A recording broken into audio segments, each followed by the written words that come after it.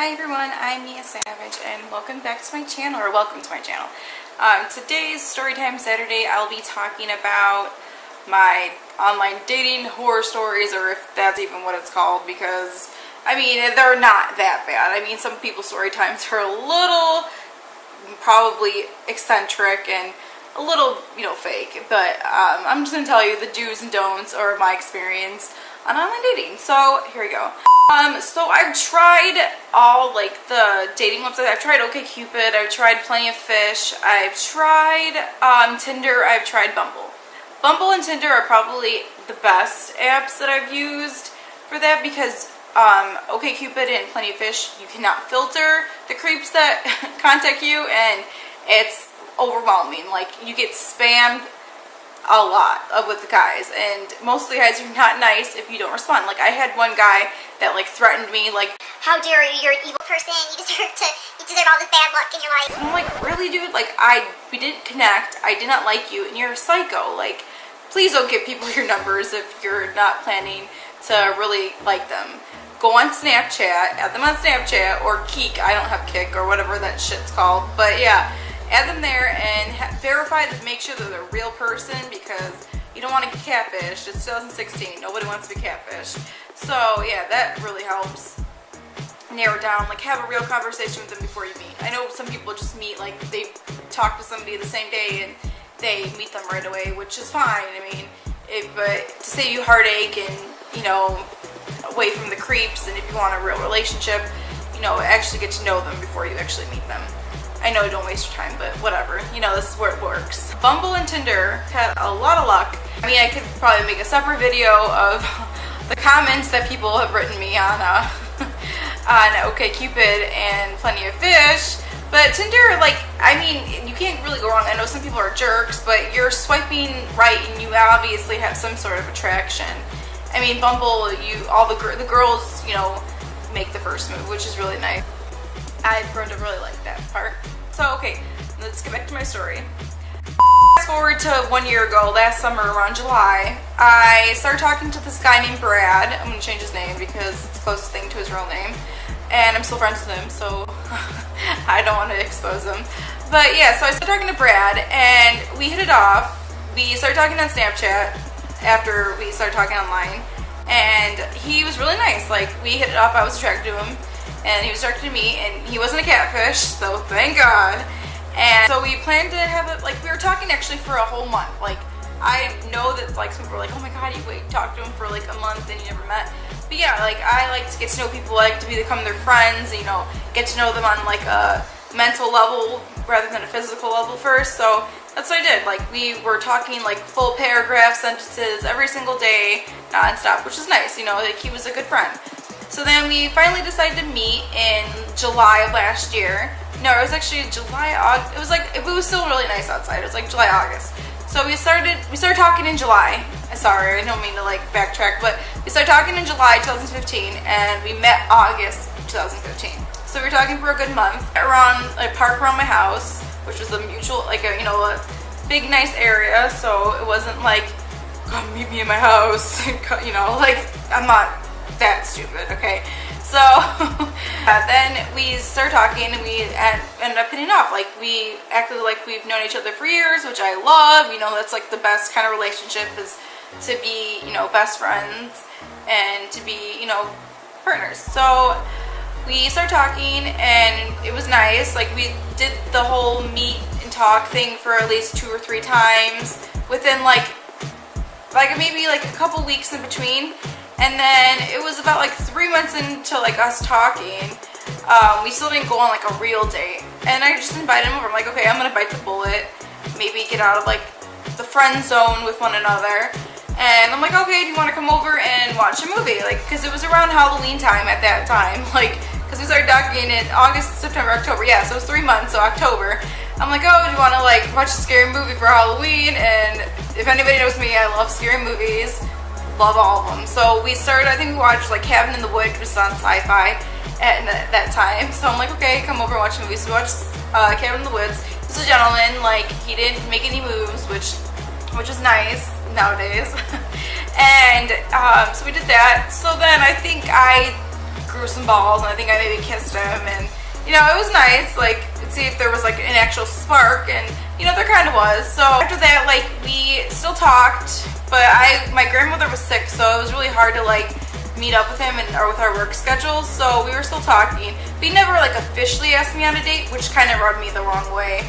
And I think in like November, I texted him like, okay, so we've been talking since July, and you know, I don't know what you want, and you know, I want to be on I want to go on a date. Like, I'm not trying to like, you know, be like, girl, come on. I want to like venture out, like go to the movie, go to like McDonald's. I don't give a shit. I don't really care about money, but just to like go out on a date. Any girl can relate, so come on.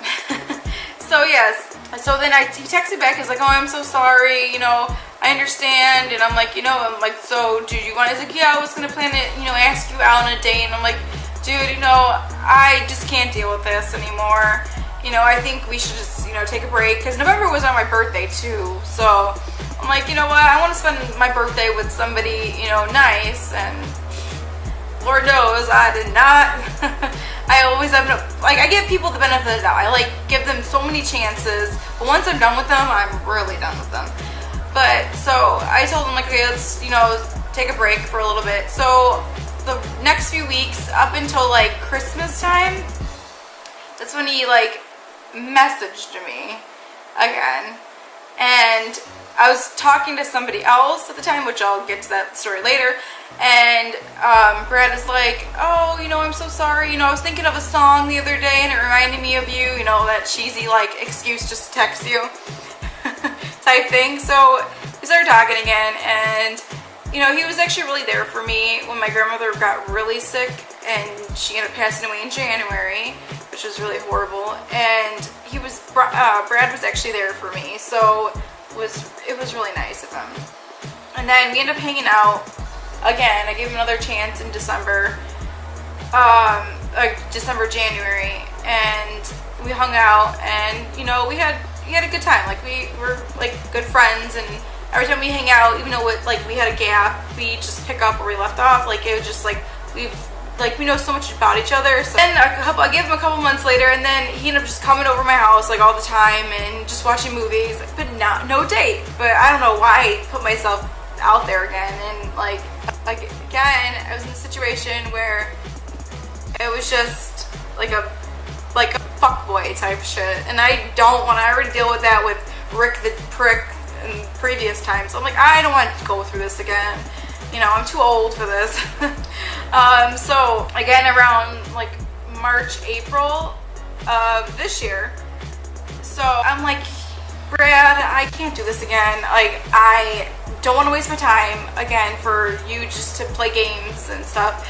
And again, he wrote me a long paragraph. Oh, I'm so sorry, Mia. You know, I'm going through depression. I'm going through like all these medical problems. And this kid, you would think a girl like whines about everything. This kid is like every sickness.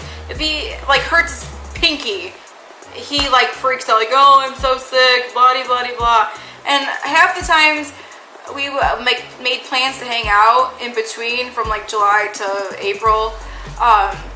He would always like make excuses until I would send him like Snapchats. Like, I would look all pretty and I'd like send him Snapchats and like, oh hey, you know, I'm all dressed up. Then he'd be like, oh, I'm coming over. I'm like, dude, you're so gone. Like, goodbye. Like, I'm over you.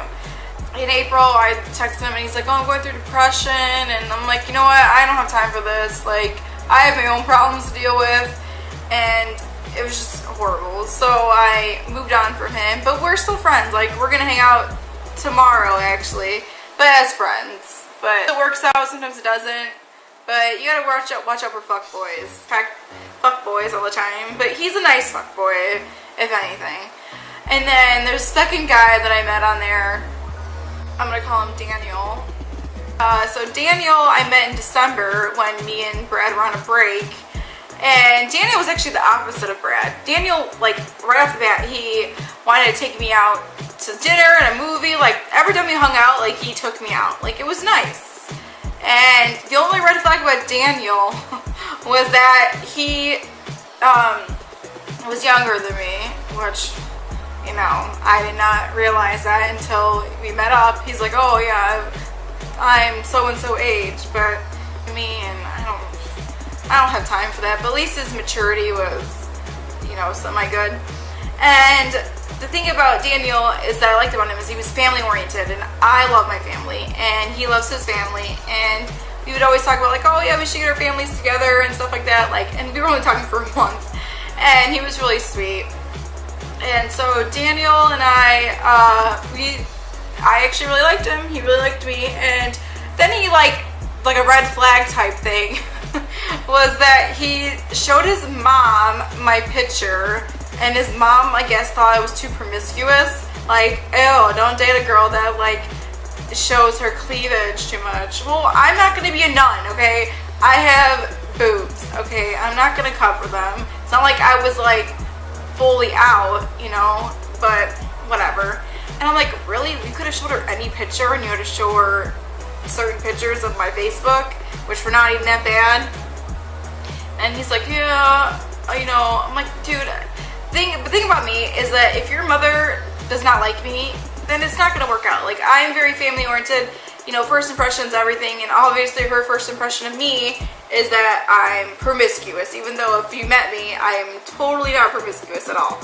And so I guess that I'm like, you know what, maybe we should just take a break and cool it. And then my grandmother ended up passing away a few weeks after that situation, and I was a wreck. Like, it was just horrible. It was a bad situation and for my family, and he wasn't there for me. Like, he never reached out to me and said, oh, I'm so sorry for your loss or anything. And he knew about my grandmother. He knew how much she meant to me. Sorry, there's like a piece of hair. But yeah, he knew how much she meant to me, and he wasn't there for me. So I was like, you know what, bye. And I deleted him off Facebook, I deleted him off Snapchat, deleted his phone number. I'm just like, bye, Felicia. Ew, I don't even know why I said bye, Felicia, because that shit's so old, but bye, boo. But yeah, so Brad was actually there for me. So I guess you win some, you lose some. I mean, in each situation, it's different. And Daniel's a dick.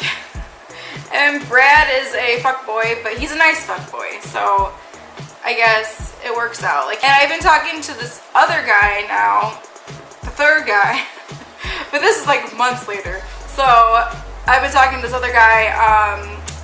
I'm not gonna even put a name for him because I'm not even sure if he's relevant yet. Yeah, so a couple tips I give you for online dating. One, make sure you definitely Snapchat them beforehand, before meeting them, because again, you don't want to be catfished. And be safe. Make sure you meet in a public area. Make sure you tell your friends, you know, where you or your family, your friends, where you're going to be in the location, just in case, God forbid, you never know nowadays, if something happens to you, you know, just give a location and you'll be safe. Don't drink too much. I mean, if the date's going that horrible, then just leave. I mean, maybe after like 2 or 3 drinks, they started looking good, like 1 shot, 2 shot, 3, okay, you're cute, let me go home with you. Just be safe. Don't drink and drive. Take an Uber. It's really cheap. And be safe. And I know a lot of people don't like online dating or whatever, online apps, but just give it a try. You know, I was a skeptic. I thought it wasn't organic to meet someone online, but then my mom and brothers had success, and so I'm like, okay, I'll give it a shot.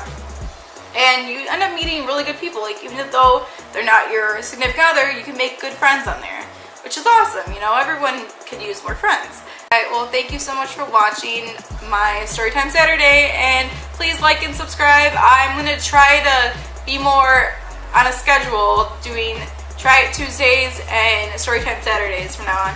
I'm trying to do another video on Mondays, but I'm going to try getting into the regimen of doing story times and Try It Tuesdays.